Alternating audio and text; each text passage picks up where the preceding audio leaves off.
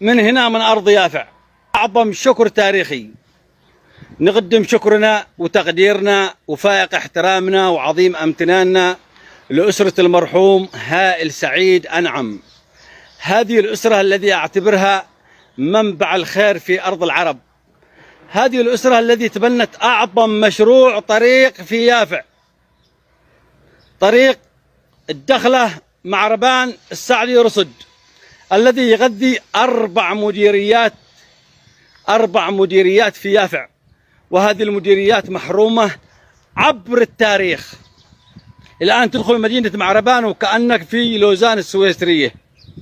عادت أمجاد هذا الوادي العريق. لله يدركم يا بيت هايل. بصراحة هذا شكرنا وهذا تقديرنا وهذا احترامنا لكم موجه من هنا من أرض يافع.